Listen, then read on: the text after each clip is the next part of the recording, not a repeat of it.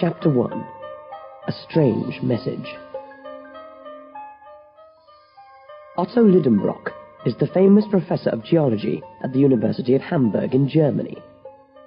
He is also my uncle. He is 65 years old, not very tall, with grey hair. He wears small, round gold glasses that make him look very serious. I'm Axel. I'm only 19 and the professor's personal assistant. I watch my uncle very carefully when he works. That's why I know so much about our planet, Earth. My uncle, the professor, is a hard worker. He spends most of his day in his laboratory at the university, so he never comes home before 2 o'clock for lunch. But yesterday, he came home very early. This surprised Martha, our cook. The poor old girl did not have the lunch ready, and she was a little upset. Professor, you're early. Never mind, Martha. I don't want lunch today. But, Professor, you must eat. The professor looked excited. Martha, food is not important. Then he turned to me. Axel, come with me. He took me into his library. It was a big room with lots of bookcases against the walls and heavy velvet curtains in front of the windows. In the middle of the room, there was a desk where my uncle spent most of his evenings. He took an old book out of his coat pocket. He looked at me. Axel, look at this. Look at this. I took it from his hand. Its cover was hard, and it looked very old. Why? What is it, Professor? I found it today in an old bookshop. It's 700 years old. What's it about? It's about the old princes from Norway who came to live in Iceland. Why is that so special? He smiled and said, Because it is written in a language that no one uses anymore. I opened the book and saw strange letters from a strange alphabet. I did not understand any of it.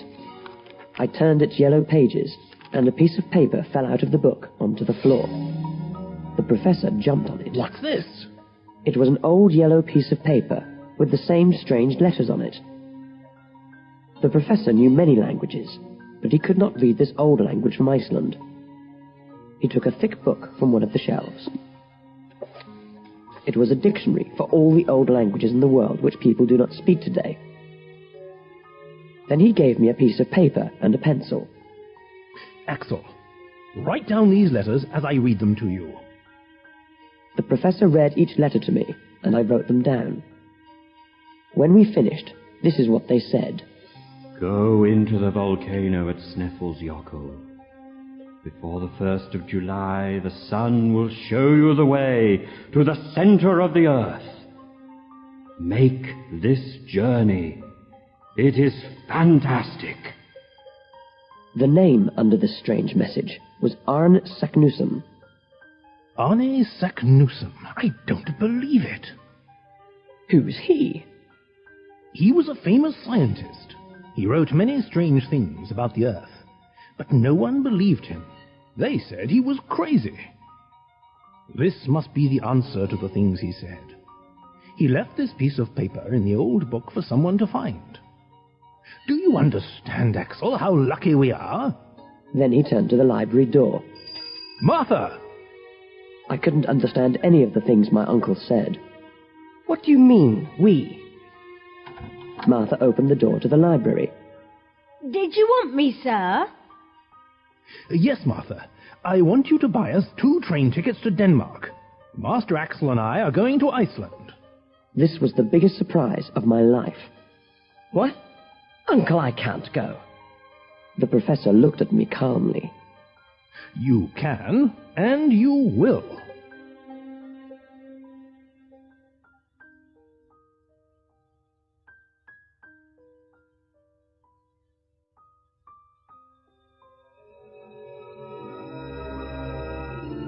Chapter 2. Grauben. There is a 17-year-old girl living in our town. I think she is the most beautiful girl in Germany.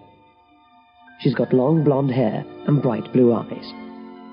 Her name is Grauben, and we are in love. We want to get married. That's why I didn't want to go with my uncle on his mysterious trip. But he couldn't understand that. Are you in love with Grauben? Yes. And you want to marry her? Yes. The professor was silent.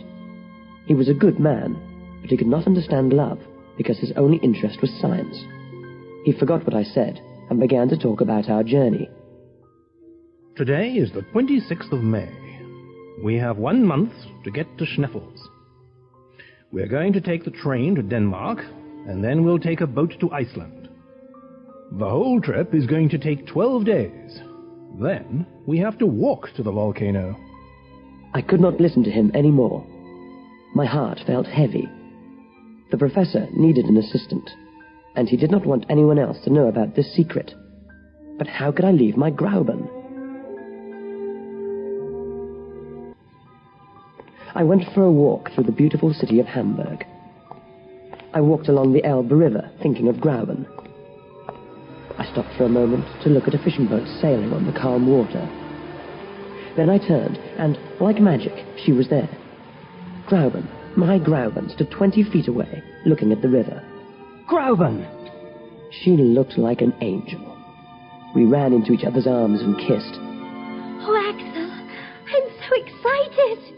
She sounded very happy, but I couldn't understand why. Excited? Why are you excited, my love? I was at your house.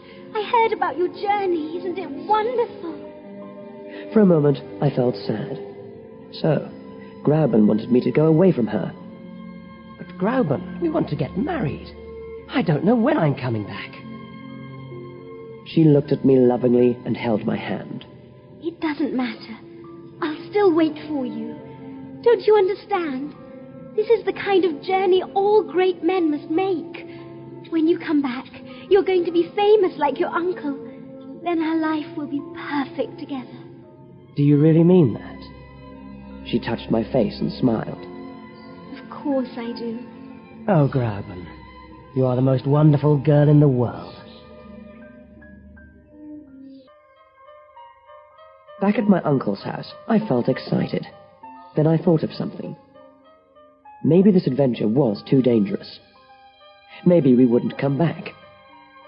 I ran into the library where my uncle was. Uncle, is it possible that we won't come back from this journey? His answer didn't make me feel any better. There's only one way to find out, Axel.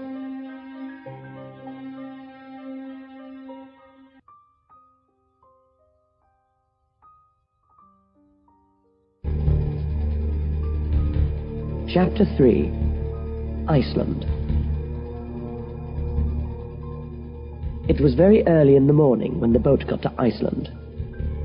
We could see the round body of the Sneffels volcano going up into the sky through the clouds. It had snow near the top, and it looked like an angry monster waiting for someone to try and climb it. The boat stopped at Reykjavik. It was a small town with small brick houses. Mr. Fridriksson, a professor from the university there, met us at the boat. He looked very friendly and smiled when he saw us. You must be Professor Lidenbrock. And you must be Professor Fridriksson. This is my assistant, Axel. We shook hands. You got my letter, then? Oh, yes, Professor, and everything is ready for you. Please come with me.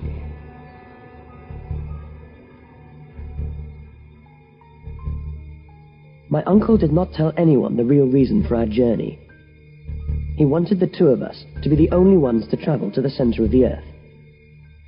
But we needed someone to go along with us, as we didn't know the area and the ice and snow around the volcano was too dangerous. So Mr. Fridriksson found us a guide. His name was Hans, and he looked perfect for the job. He was tall and very strong. He had small blue eyes and long red hair. He almost never smiled or spoke. Mr. Fridriksson introduced us. Professor Lidenbrock. This is Hans. Hans, Professor Lidenbrock and his assistant Axel. Hans moved his head just a little to say hello. Hans is a very quiet man, like most Icelanders, but he is the strongest and best climber in Reykjavik. My uncle smiled at Mr. Fridrikson's words. He's just perfect, Mr. Fridrikson. Mr. Fridrikson let us stay at his house until we were ready to leave. We needed many things for our adventure. We took 4 horses to travel to the mountain. The professor and I each rode one, but Hans walked. The other 2 horses carried our bags. We took a lot of things with us: rope for climbing, tools, lights, guns, medicine, and enough food for 6 months. The only problem was we could only carry enough water for 1 week.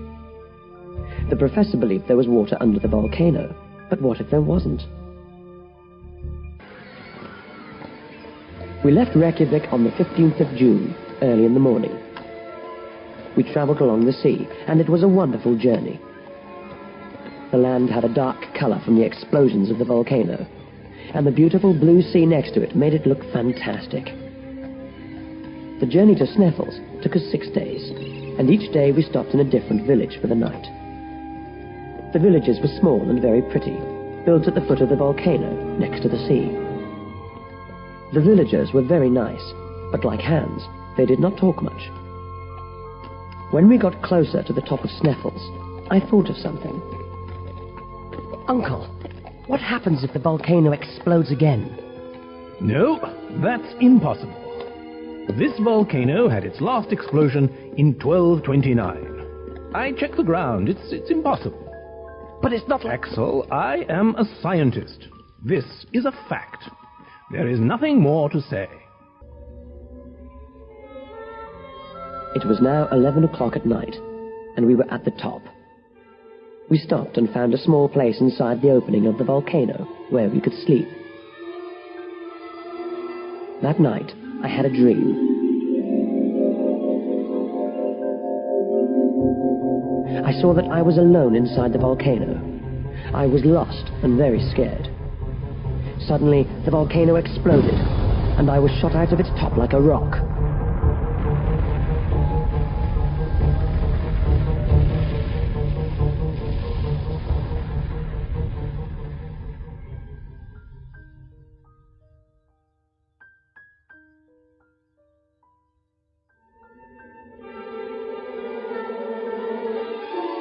Chapter 4.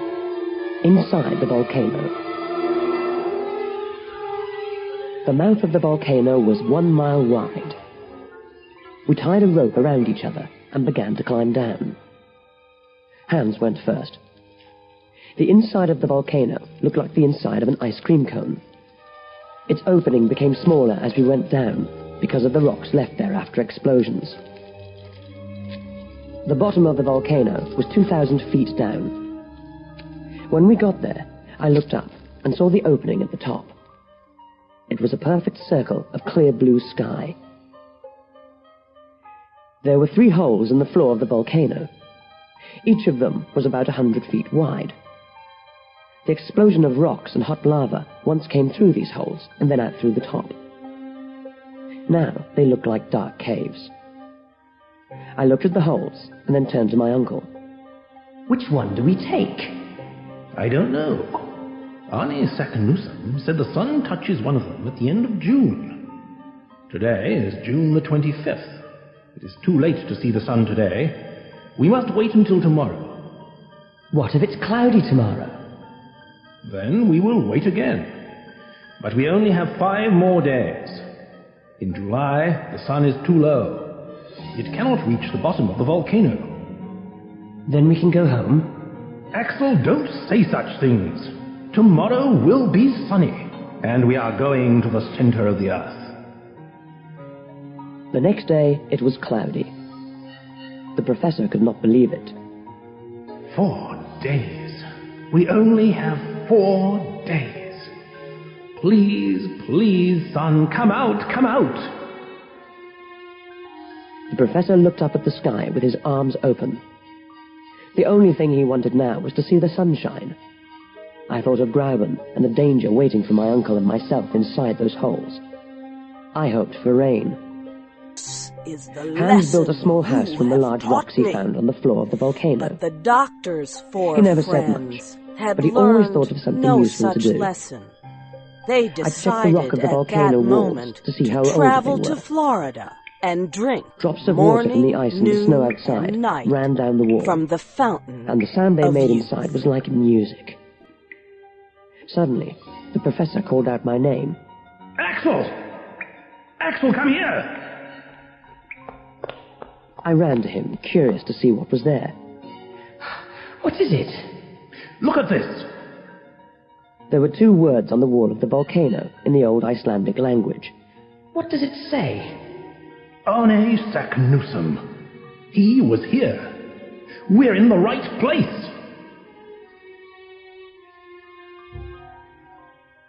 The next day, the sun came out, and at 1:13 in the afternoon, it touched the hole in the center of the floor. That's it! That's the hole to the center of the Earth! Let's go! Hans brought our bags, but there was one problem. We could not carry all of them and climb down the hole at the same time. What must we do now? The professor took off his glasses and cleaned them while he tried to think of a solution. Well, we'll throw everything we don't need down the hole, and we'll find it when we get to the bottom. Hans threw the bags down the hole in front of us. We listened, but we never heard them hit the bottom.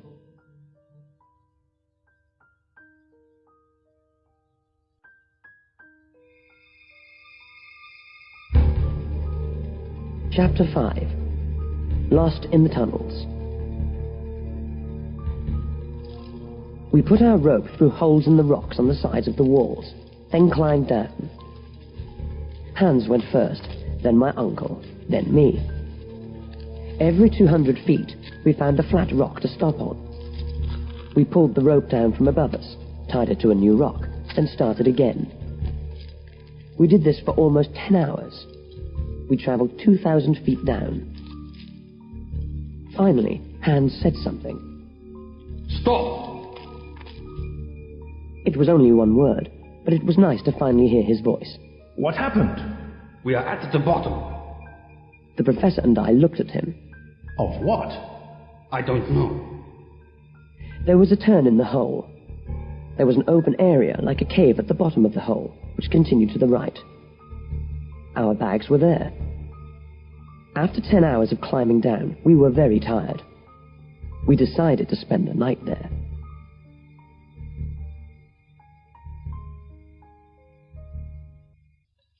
In the morning, we continued our journey down. The hole now opened and looked more like a tunnel. We did not need to climb, because we could walk down this tunnel. We used our torches so we could see the rock on the walls clearly. It looked like glass of different colors. Some of it was red, some was brown, and some was yellow. My uncle saw me looking at it. That's from the lava. It's beautiful. So, you're starting to enjoy our journey. There's more to see. Come along. We walked for 2 more days, and we found other tunnels. There were tunnels everywhere, but we did not know which was the right one. Unluckily, our water finished. Now what are we going to do? We're going to find a spring. There are many, but we have to go down further. I could not move. I was very tired and thirsty, and thinking of Grauben. Uncle, I can't go on. Axel, please. We are going to find water. Water! It was Hans's voice. What did you say? Water! There was a loud sound behind the wall next to us. It sounded like the water of a river.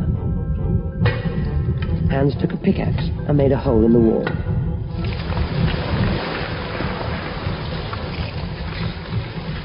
Water came out onto the floor around us. I told you, Axel. Water! Ow! It's hot. Don't touch it. It needs air. We're too far underground. The water was cold enough to drink after a few minutes, and we all felt strong again. We continued our journey, but I made a serious mistake. I was very excited about finding the water, and I went first. I walked too far in front of the others, and I got lost. I tried to go back, but I could not find them. I shouted their names. Uncle! Hans! Uncle! I could only hear my own voice in the tunnel. I was afraid. I ran. Then I fell. I fell through the air down a long tunnel. Then I hit my head, and everything went black around me.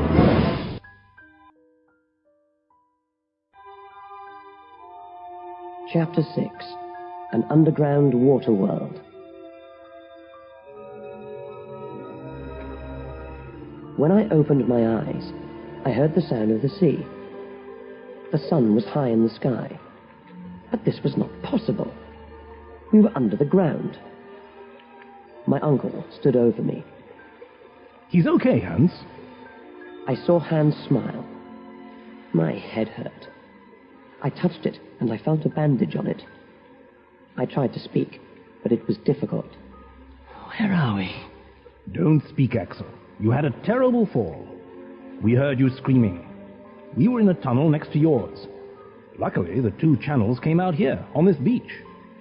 My uncle sat down next to me and spoke with more excitement in his voice. Axel, we found an underground sea. There are trees here, and the bones of animals that lived thousands of years ago. When you get better, we are sailing across this sea. Oh, Axel, you can't imagine how happy I am.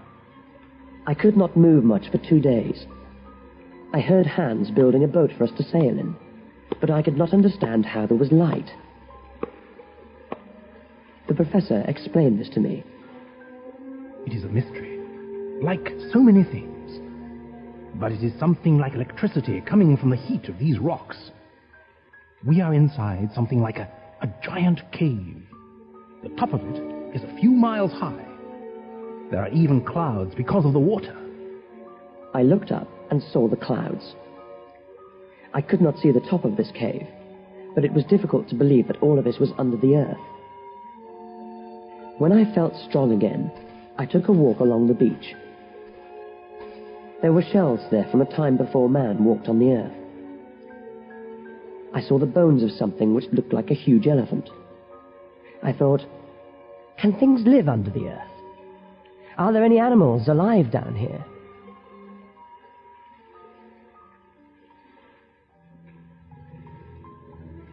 The boat was ready, and we were ready to sail. We left the beach, and a strong wind pushed us quickly out to sea. After a few hours on this strange sea, Hans tied the pickaxe to a rope and threw it into the water. The professor wanted to know how deep the sea was. It never touched the bottom. When Hans pulled it back into the boat, its metal head looked different. There were large marks on it. What's that? Hans looked at it closely. Teeth! Teeth? Could something so big live in these waters? The professor looked at his compass. We are traveling south. If I am right, we left Iceland when we went under the volcano. We traveled under the Atlantic Ocean, and now we are under Scotland. That's fantastic! But we're still not going down. I want to go further down. Suddenly, there were huge waves rocking the boat. What's happening? Hans pointed to something dark about a mile away from us. It came closer, and I thought I saw a giant dolphin. I was wrong. It was an alligator. It came closer, and I saw that I was wrong again. It was something with the body of a dolphin and the head of an alligator. It was over 100 feet long. Then I saw a huge snake with a shell on its back like a turtle's. We took the guns in our hands, but the animals did not care about us. They fought each other. It was a horrible fight. We heard the snake hissing and the dolphin screaming. They both dove under the water. Everything was quiet. Then the snake's head came out of the water. It hissed one more time before it died in the water. But where was the monster dolphin?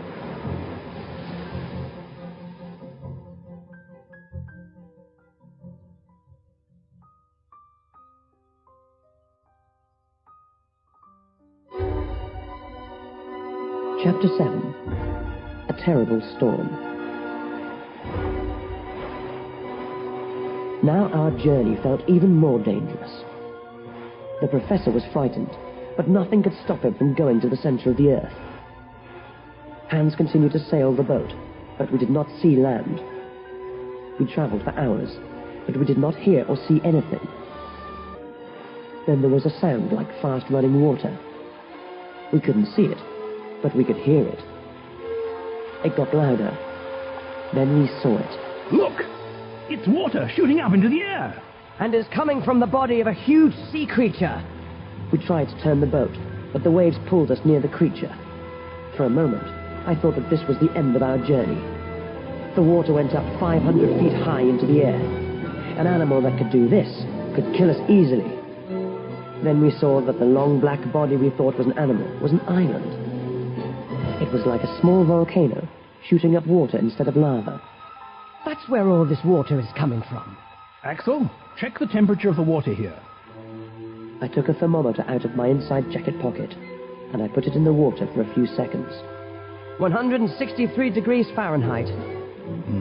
We're close to the center. We can't go on, Uncle. It's too hot.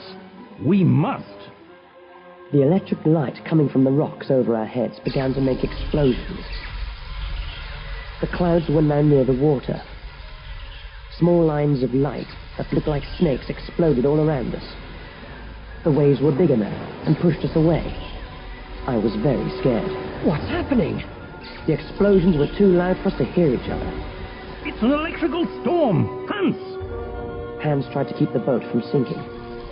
The wind pushed us through the water like a race car. Suddenly, a large ball of white electric light fell on the boat. None of us could move. It held our feet with its electric power. We shouted to each other, but none of us could hear anything. Uncle! Axel! Hans! Axel! The boat moved by itself, and there was nothing we could do. Suddenly, the ball of electricity exploded. We all fell down, and a huge wave threw us into the water. Hans had the professor in one arm, and me in the other. I don't know how he did it, but he got us to land safely. I began to think that all the energy he saved by not talking made him the strongest man on earth. The storm stopped, and we saw the boat, still on the water, 100 feet away. Hans swam out to save our food and equipment. The professor and I tried to understand where we were. I think that sea is 800 miles wide.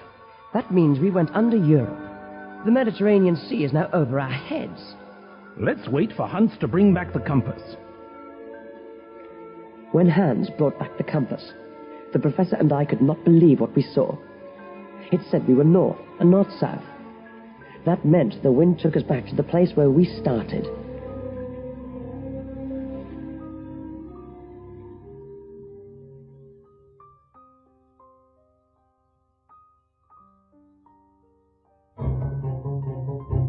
Chapter 8.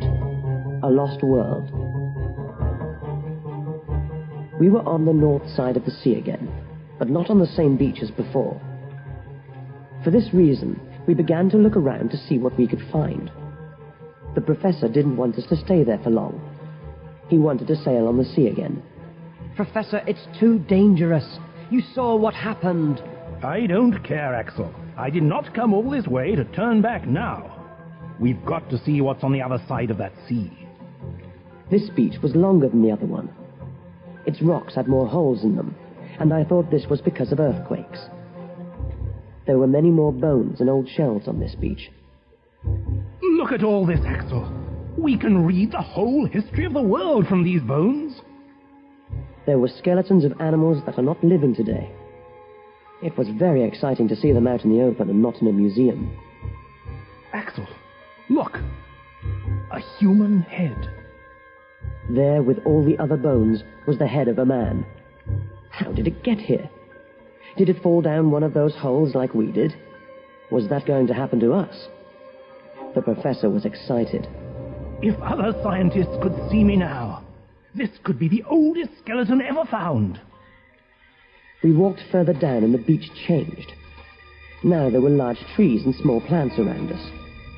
The further we went, the more life we found. Suddenly, I saw something move behind the trees. My uncle and I hid. It was a family of mammoths from thousands of years ago. Axel, can you believe it? There is another world under our Earth. But are there also people here? Yes, look! I couldn't believe it. Walking behind the mammoths was a giant man. He was over 12 feet tall with long hair and a beard. He had a piece of animal skin around his waist. Should we try to talk to him? No. He looks dangerous. Hans is not with us, and we don't have our guns. Let's go back to the boat. We ran away quietly, so the prehistoric man did not see us. When we stopped running, we were back at the beach. I saw an old knife on a rock. Let's clean this and keep it. It could be useful. Axel, don't you understand what this is? Yes, it's a knife. But it's made of metal. It is only 200 or 300 years old. Do you mean... Yes. Arne Saknussemm. The professor saw a cave nearby. He ran to it. Axel, it's him! On the rock, next to the entrance of this cave, there were 2 letters in Old Icelandic. A.S. The professor looked very excited. This must be the entrance we're looking for.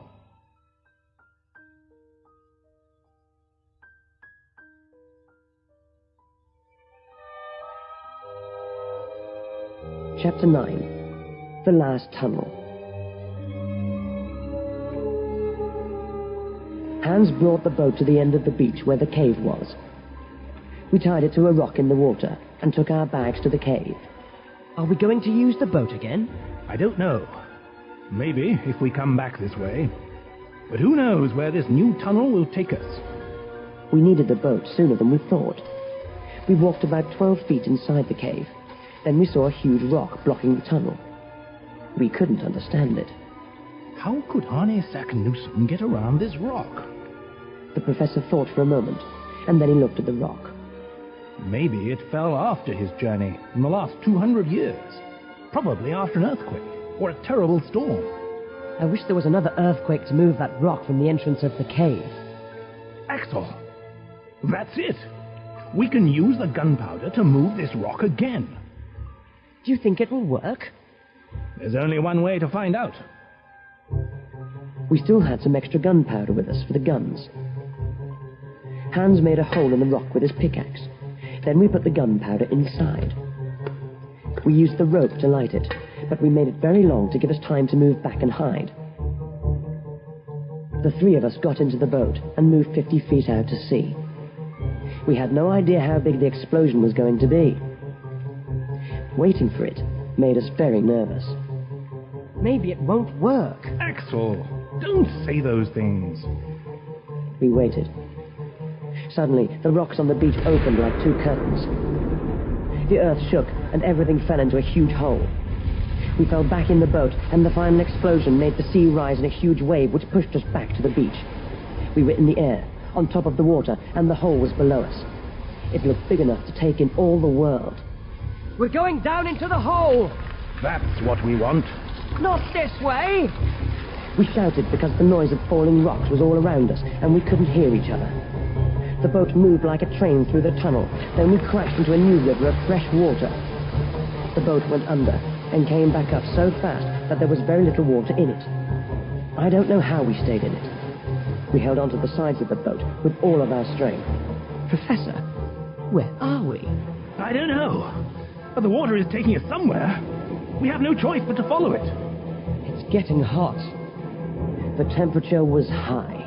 The walls had the red color of lava. Are we under another volcano? When I finished my sentence, we heard a loud roar from behind us. Water and air pushed us forward faster. The walls began to shake and rocks began to fall. Professor! Then it was clear. We were inside a volcano, and it was going to explode.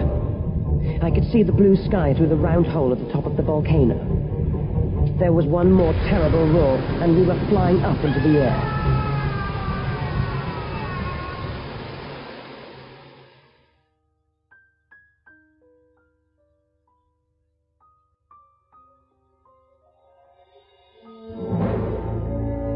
Chapter 10. Back Home. The volcano threw us into the sea. Hans saved us again with his amazing strength.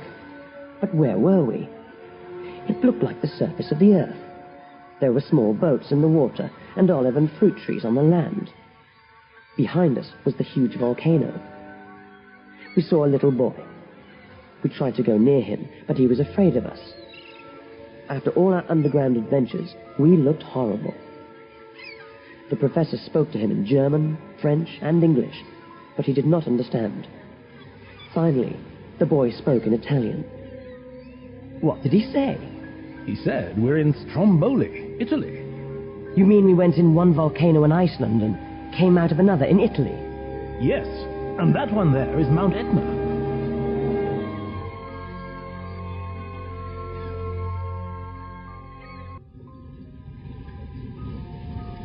And that was how our journey ended. The professor was not happy that he didn't get to the center of the earth, but when we got back to Germany, he felt better.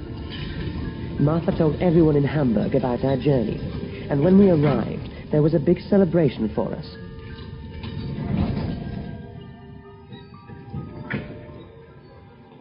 Everyone in Hamburg was at the train station when we arrived, but the only person I looked for was my Grauben.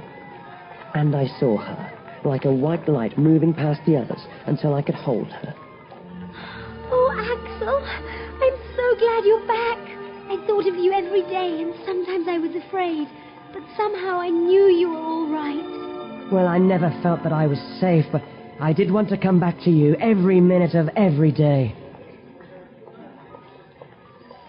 There was a stage set up in the station, and the journalists who were there asked the professor to talk about our journey. Uncle Otto was tired, but he agreed. My nephew Axel and I are now back from an incredible journey. We saw things that scientists still do not know about. There is life in the heart of this planet. There is water and beaches and trees.